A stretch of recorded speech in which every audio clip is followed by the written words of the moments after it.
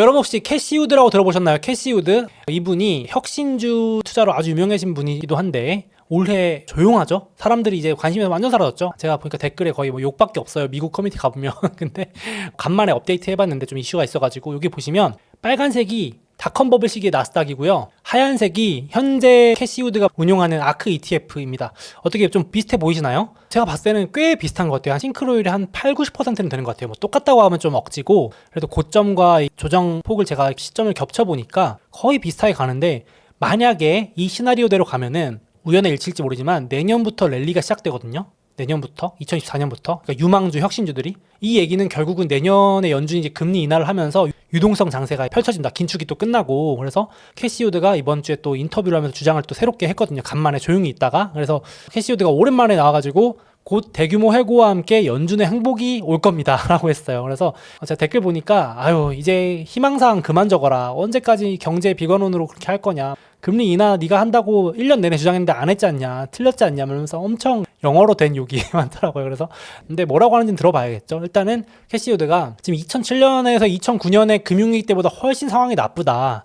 이번에 미국의 경제 상황을 선행지표로 잘 보여주는 UPS라고 페덱스랑 UPS 한번 들어보셨죠? 물류 택배회사 양대 산맥인데 UPS가 특히 미국 내수 쪽에 비중이 커요. 그래가지고 요거 보면 알 수 있는데 UPS의 미국 배송량, 그러니까 택배 물량을 보면은 딱 경제의 그 맥을 알 수 있잖아요. 흐름을 알 수 있는데 이게 지금 금융위기 때 비교해도 금융위기 때도 이 정도밖에 안 빠졌는데 지금 2023년 현재 이렇게 많이 빠진다는 거예요. 그래서 지금 이거 장난 아니다. 연준이 완전히 판단을 잘못하고 있다. 완전히 실수하는 거다라면서 경제적 압박으로 인해서 기업들이 곧 대규모 방향을 바꾸게 될 거다. 아직까지는 해고를 안 하고 버티고 있는데 결국은 마진이 줄어들면서 고용주들이 해고를 시작하면서 결국 연준이 금리 인하를 할 수밖에 없는 상황이 올 거다. 항복할 거라는 거죠.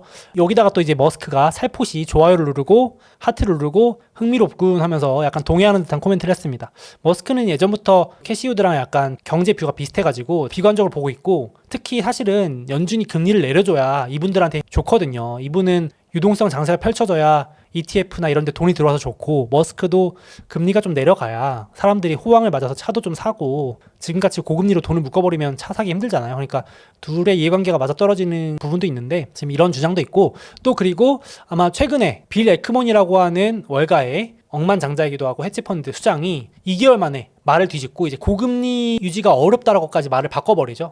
불과 2, 3개월 전에는 고금리로 간다 그랬다가 이제는 나 더 이상 고금리 베팅 안 한다. 이젠 채권 하락 베팅을 거두겠다. 채권에 하락 베팅한다는 얘기는 금리 상승에 베팅한다는 얘기인데 그걸 거두겠다라는 얘기는 더 이상 고금리 베팅 안 하겠다라고 해석할 수 있거든요. 그래서 뭐라 그러면은 현재 고금리 5%가 넘는 고금리가 유지되기에는 너무 위험 요소가 많다.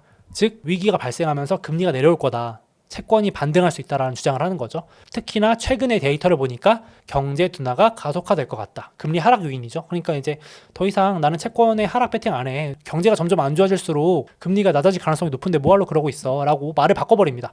불과 2달 전이죠. 8월 달에 국채 하락 베팅을 해버립니다. 돈 많이 벌었겠죠. 그래서 한 2천억 벌었대요. 2천억 원. 뭐 이분한테 2천억 원은 큰 돈은 아닌데 뭐 이렇게 금리가 4%일 때 베팅을 해가지고 5%일 때 딱 귀신같이 팔았습니다. 예측한 대로 좀 잘 흘러갔긴 했는데 이제 5% 넘기는 좀 힘들다고 본 것 같아요. 그래서 경제 둔화가 가속화될 거기 때문에 금리가 이제 거의 피크를 찍은 거 아니냐. 어떻게 보면 캐시우드, 일론 머스크 뭐 이런 쪽하고 다 비슷한 얘기를 하는 거죠. 고금리가 유지되기 어렵다. 그리고 비슷하게 이제 빌 그로스라고 하는 채권왕, 구채권왕도 고금리 뉴노멀 주장은 틀렸다라고까지 얘기합니다. 그것도 코로나 때 마치 저금리 뉴노멀 주장이 틀렸듯이 지금 또 갑자기 사람들이 고금리 뉴노멀 주장하는데 이것도 믿지 마라. 그렇게 세상이 또 뉴노멀 하는데 그것도 함부로 믿지 말아라면서 근거들을 막 대는데 대표적으로 지금 경기의 선행지표에 역할을 해주는 지역은행들도 대학살 나고 있고 자동차 대출도 연체에 나오는 거 보면은 이게 경제가 절대 튼튼한 게 아니다. 미국 경제가 아주 빠르게 둔화되는 신호가 나오고 있기 때문에 나는 4분기 침체에 베팅한다. 야 4분기면은 지금 11월인데 이제 4분기인데 저도 참 보면서 이게 4분기는 너무 빠른 거 아닌가 싶긴 한데 이렇게까지 이번 주에 또 발언을 했거든요. 그러면서 장기 고금리 주장에 속지 마라라고 주장을 해서 채권 사라라고 얘기하는 거죠. 채권 사라. 침체 오면 채권이 오르니까 금리가 하락하면서 그래서 지금 장단기 금리 차가 역전되면서 이 장단기 금리 차가 역전된 현상이 보통 연내 정상화되면서 침체가 도래하거든요. 보통 이렇게 올라오면서 침체에 영향 오는 거 보이시죠? 이렇게 그림자.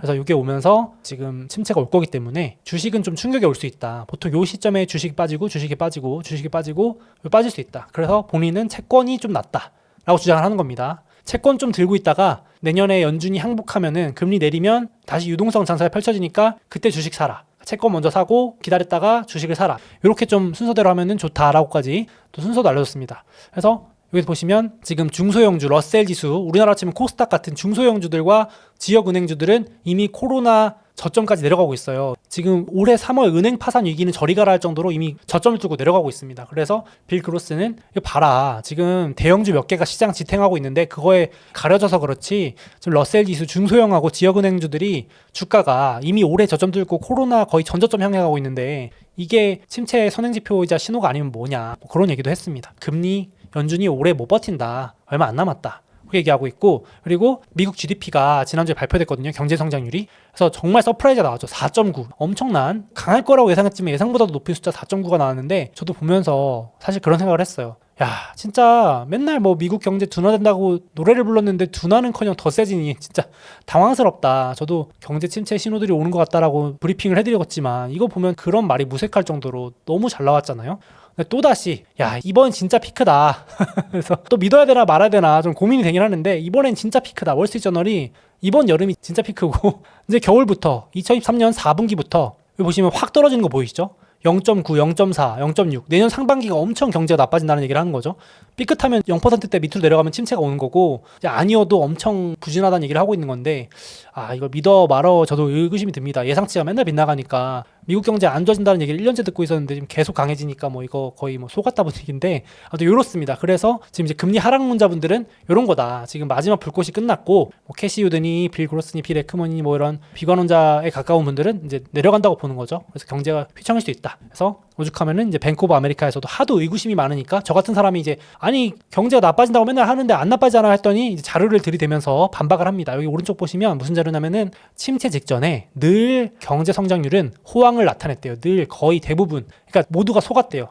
저도 그래서 진짜 뜯어보니까 위기가 오기 직전에 경제 성장률이 멀쩡했더라고요. 갑자기 이렇게 오더라고요. 뭔가 터지면서. 그러니까 그 예측이 어렵다는 거죠. 그래서 그러니까 온다 하면서 오는 게 아니고 갑자기 직전 분기만 해도 경제가 멀쩡해서 호황이라고까지 했는데 그 다음 분기부터 확 꺾이는 게 침체더라. 뭐 이렇게 얘기를 하는 겁니다. 그래서 이 자료를 또 들이대면서 또 모른다라고 얘기를 하는 게 이제 뱅크 오브 아메리카 주장이었고 뭐 요거는 인터넷 커뮤니티에서 바이든 대통령이 그래서 우리 충격 와 안 와 이러니까 파월 의장이 안 오는데요 하니까 이제 솔직하게 말해봐 이러니까 옵니다 이렇게 하는 건데 뭐 진짜 이럴지는 모르겠습니다. 지금 이렇게 분위기가 그렇다는 거고요. 걱정하는 분들도 있다 이건데 한 가지 조금 다른 신호는 유럽도 결국은 이제 항복을 합니다. 결국은 미국 빼고 다른 나라들이 하나둘 항복하는 건 좀 보이는 것 같아요. 그러니까 유럽연합이 경기 침체 우려에 행복을 한 거죠. 물가 아직 안 잡혔거든요. 그러니까 다 잡힌 거 아닌데 그래도 결국 10회 만에 연속 인상을 끝내버립니다. 그러니까 미국 따라서 열심히 올렸는데 미국이 5.5, 유럽은 결국 4.5에서 동결을 합니다. 이제 사실상 더 올리기 힘들다고 보고 있고요. 물론 뭐 올릴 수 있다라고 말은 하는데 아무도 안 믿죠. 이제 심지어 전날 비공개 회의에서 유럽에 침체가 올 수 있다라고 강력하게 경고를 했대요. 유럽 중앙은행 총재가. 그러니까 쉽게 말해서 지금 더 올리다가는 큰일 난다는 걸 아는 거죠. 그래서 시장도 이제 더 올리는 것보다는 이제 언제 인하하냐, 언제 문제 터져가지고 금리 인하하냐, 요거 지금 기다리고 있는 것 같아요. 이런 분위기가 전환되는 것 같고 확실히. 실제로 지금 이 자료 보시면요. 이 하늘색 그래프가 유럽의 신용 위험도거든요. 여기 급등하는 거 보시나요? 이 유럽 신용 위험도는 이미 코로나 고점을 돌파했습니다. 지금 침체 부도 쇼크가 언제 일어나도 이상하지 않은 정도로 신용 문제가 심각할 정도예요. 지금 쉽게 말하면 유럽에서 어떤 회사가 저 이자 30% 드릴 테니까 좀 제 회사 채권 좀 사주세요 해도 아무도 안 사는 겁니다. 부도 날까봐. 지금 그 정도로 유럽은 심각한 상황인데 이제 미국은 요 밑에 있습니다. 아직도. 미국은 이자 뭐 10%만 주면은 회사채 산다는 사람들이 줄 섰다. 아직 괜찮다라고 하는 건데 보통은 이게 따라서 같이 올라가는데 아직 이제 미국은 건전하다는 게 여기서 나오는 거죠.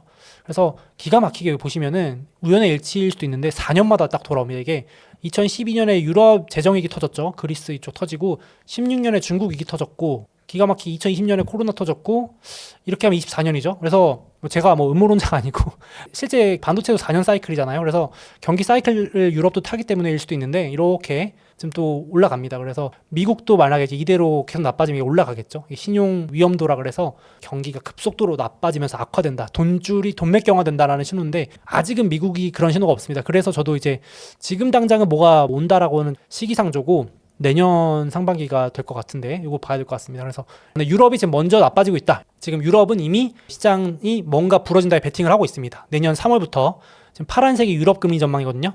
그러니까 확실히 미국은 잘 버티니까 잘하면 한 번 더 올릴 수도 있는 건 오케이. 근데 검은색 보시면 이제 한 내년 4월, 6월, 7월 이때 가는데 유럽은 한 발 앞서서 먼저 내린다고 보는 거죠. 항복은 유럽이 먼저 할 가능성이 높다. 지금 보시는 것처럼 침체 위기가 더 커진 상황이니까. 그래서 내년 상반기 뭔가 부러지면서 유럽이 먼저 금리 인하를 할 거고 미국도 따라서 유럽 부러지면 미국도 영향을 줄 거 아니에요? 그러니까 글로벌 다 연결돼 있으니까. 그래서 미국도 빠르면 또 더 당겨질 수도 있겠죠. 그래서 제가 지금 영상을 찍는 시점 보시면 11월 1일 날 또 새벽에 연준 또 금리 결정이 있는데 동결이 무려 99.9, 심지어 이제는 인하 쪽에 0.1이 베팅되기 시작했습니다. 그러니까 시장도 이제 미국 GDP도 피크 친 것 같고 유럽도 저렇게 지금 침체 온다고 난리 나고 지금 중앙은행장이 비공개회의에서 우리 위험합니다라고까지 할 정도고 그러니까 야 미국도 이제 곧 따라가겠구나 경기 둔화 되겠구나라고 느끼면서 인상 베팅도 물론 있지만 조금 있지만 이제 확실히 동결 인하 이쪽에 가는 것 같아요. 그래서 지금 시장은 내년 7월 6월이라고 하고 있긴 한데 더 빨라질 수도 있고 더 늦을 수도 있고 고금리 뉴노멀 주장하시는 분들은 내년 말 뭐 택도 없다라고 하시는 분도 있고 지금 제가 소개해드린 주장은 아니다. 빠르면 올해 말 내년 초면 금리 인하하면 쭉쭉쭉 내려간다라고 또 주장하는 거죠. 요거는 계속 저도 모니터링하면서 봐야 될 것 같습니다. 어떤 문제가 또 생기는지 문제가 없이 지나가는지. 그래서 실제로 이제 뱅크 오브 아메리카가 업데이트를 한 거죠. 앞서 제가 소개해드린 것처럼 첫 금리 인하가 뭔가 풀어지는 시기이기 때문에 가장 위험하다. 요때 조심해야 된다. 이제 금리 동결 구간에는 좀 괜찮을지 모르겠는데 보통 이렇게 흘러간다. 요거 도표가 보통 뭔 일이 터지면서 연준이 금리 인하를 하기 때문에 주가가 그 이후에 좀 안 좋다가 연준이 뭔가 정책을 막 풀고 실적도 반등하면서 주가가 오른다는 그런 자료인데 쉽게 말해서 이제 첫 금리 인하 이제 앞두고 있잖아요. 우리 내년 언제쯤일지 모르겠지만 그때 가장 위험함으로 주가에 일시적인 충격이 올 수 있다. 이 얘기를 주장을 하는 거고 그걸 정리해 준 게 이 리포트입니다. 제가 지난주에도 소개해드리고 카페에도 업로드 해드렸는데요. 거기에 이제 또 다음 시리즈가 나오더라고요. KB증권에서 감사하게도 이 리포트를 계속 내주시는데 쉽게 말해서 언제 사냐. 금리랑 주가가 동시에 겁먹을 때 사라. 그때 증시 바닥이다. 이제 주가가 떨어지면서 금리도 겁먹을 때가 진짜 연준이 쫄 때다. 이렇게 얘기하는 거죠. 그래서 채권 시장 발작으로 금리도 놀라서 하락하고 채권이 먼저 반등하죠. 그리고 주식도 뒤따라서 놀라서 하락하면 이제 파월이 대책을 세우면서 말을 갑자기 비둘기로 바꾸면서 찐 항복이 나오고 그러면 증시에 이제 유동성 랠리가 펼쳐진다. 그때 가자. 그때가 찐 매수 타이밍이다라고 계속 주장을 하시는 겁니다. 이분은. 그 참고로 1967년하고 거의 똑같이 간다라고까지 주장을 하시는데 그것까지는 좀 봐야겠지만 일단은 이렇게 지금 금리가 하락하고 그러면서 채권은 반등 먼저 하고 주식이 이제 뒤늦게 반등을 하는 거죠. 그래서 KB증권은 계속해서 채권 먼저 사놓고 채권 반등하면 그거 수익 가지고 주식 반등할 때 주식 사라. 아까 빌그로스랑 거의 똑같은 주장이죠. 채권 사고 안전자산으로 수익 내고 주식이 또 떨어지면서 연준이 이제 금리 인하하고 유동성 랠리를 줄 때 마치 코로나 유동성처럼 그때 주식을 사면 2번 수익을 낼 수 있다 이렇게 주장하는 건데 참 이게 이론은 쉬운데 실제로 하기가 좀 어렵긴 합니다. 이게 저희도 같이 공부하면서 대비하고 있긴 한데 그래서 제가 앞에 잠깐 보여드렸지만은 진짜로 만약에 앞에 주장처럼 되면은 요 역사 반복되면은 내년부터 랠리가 펼쳐진다는 건데, 그러니까 연준이 유동성을 허용하는 장세가 또 온다는 건지, 요것도 흥미롭습니다. 제가 차트 이거 한 번씩 업데이트 해드릴게요. 이렇게 진짜 흘러가면 참 신기할 것 같은데, 아크도 내년부터 반등이 시작될지 이제 모두가 다 외면하고 있긴 한데, 그래서 제가 앞서 말씀드린 것처럼 국채 먼저 사고 주식을 그 다음에 사면은 아주 좋을 거다라고까지 얘기하고 있습니다. 그래서 금리가 먼저 겁먹고 내려간다, 신호가 나온다. 지금 금리가 시장 금리가 5%인데 먼저 금리가 이제 내려가면서 채권이 반등하니까 채권으로 수익 좀 내고 그리고 연준이 찐 항복을 하면서 증시가 뒤따라 오른다라는 게 요 두 장표에서 보여주는 겁니다. 금리 하락 먼저 하고 주가가 그 뒤에 반등. 금리 하락, 주가가 그 뒤에 반등. 저도 근데 이 이론은 아는데 참 이게 실제 투자에서 쉽지는 않습니다. 그래서 적절히 자산 배분을 하는 게 낫지 정확하게 타이밍을 맞추는 거는 쉽지 않거든요. 그래서 제가 추천드리는 방법은 채권 하시는 분들은 채권 주식 비중 조절을 하시는 게 좋아요. 그러니까 나는 채권 몰빵했다가 나중에 주식 살 거야 뭐 이런 거는 그게 말처럼 쉽지는 않더라고요. 저도 해보니까. 그래서 그거보다는 적절히 지금 만약에 이 전략대로 하면 채권을 좀 더 많이 사놓고 주식은 좀 줄여놓다가 나중에 채권 좀 오르면 수익 실현해서 주식을 좀 더 산다. 뭐 이렇게 자산 배분 비중 조절 정도로 보시면 어떨까 싶어요. 그게 또 현실적이지 않을까 싶습니다. 너무 몰빵 이런 거는 쉽지도 않고요. 맞추기도 어렵고 이대로 가리란 보장도 없고요. 또 시나리오가 어떻게 달라질지 모르기 때문에 그래서 이거 참고하시면 될 것 같고 그래서 지금 이번 주에도 제가 보니까 거물들은 내년에 확실히 안 좋다라고 보는데 사실 맨날 안 좋다 하시는 분들이긴 하거든요. 그래서 레이 달리오도 내년에 비관적이고 JP 모건 회장도 가장 위험한 시기고 빌 그로스 빌 에크먼도 침체 못 피하고 위험이 많다 그러는데 늘 약간 이분들은 조금 매크로 경제에 겁주시는 분들이라서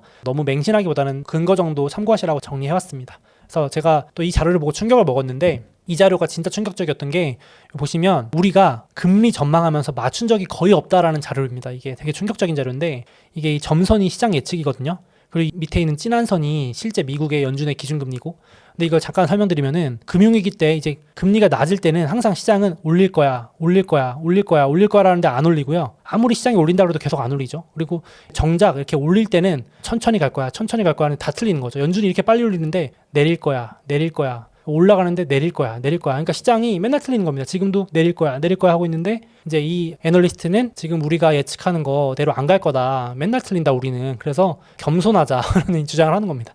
금리 전망을 시장이 맞춘 적이 거의 없다라는 자료입니다. 이게 통계돼 보니까. 그래서 지금 만약에 예를 들어서 앞에서 시장이 내년 상반기에 금리를 낮출 것 같다 그러면 아이러니하게도 뭐 더 금리를 올릴 수도 있고 더 고금리가 또 오래 갈 수도 있고 그러니까 아무튼 계속 틀린다라는 얘기를 하고 있는 겁니다. 그래서 좀 어떻게 보면 무기력해질 수 있을 정도의 자료인데 제 말은 맞추기 힘들다. 뭐 이렇게 너무 누군가의 전망에 일희일비하지 말자, 맹신하지 말자 이런 얘기고 역시나 이걸 제 말을 정리 잘해주신 분이 피터 린치 형님이죠. 제가 이 조정 올 때마다 한 번씩 가져오는 건데 한 번만 읽어드리겠습니다. 피터 린치가 말해주는 거죠. 항상 말씀드리지만 여러분이 거시경제, 지금같이 그런 금리 이런 거 예측할 때 14분을 쏟는다면 12분은 낭비한 셈이다. 연준 의장도 못하는 금리 예측을 여러분이 어떻게 하시겠습니까? 이렇게 정말 뼈 때립니다. 그래서 사람들이 자꾸 금리 예측을 하려고 하는데요. 누군가 금리를 연속 3번만 맞출 수 있다면 그는 억만장자가 될 수 있습니다. 그쵸? 채권에 그냥 몰빵해가지고 금리 3번 연속 맞추면 뭐 벼락부자 되는 거죠. 근데 못 맞춘다는 거죠. 그래서 쉽지 않다라는 얘기를 하는 거고 제가 늘 말씀드리지만 이거 금리 맞췄다고 해서 또 증시가 그대로 가리라는 보장도 없고 정말 어렵습니다. 그래서 지금 제가 오늘은 오히려 요즘에 고금리 장기화 주장이 많아가지고 반대로 또 요즘 반박하는 조기 금리 인하 론자분들을 한번 정리해봤는데 이게 팽팽하기 때문에 또 누구 말이 맞다 틀리다 보다는 균형 있게 보시는 게 어떨까 싶어서 가져와 봤습니다. 참고하시고 결론은 맞추기 쉽지 않다. 그래서 역시나 시간 낭비하지 말고 좋은 주식이나 시장지수 사모으자.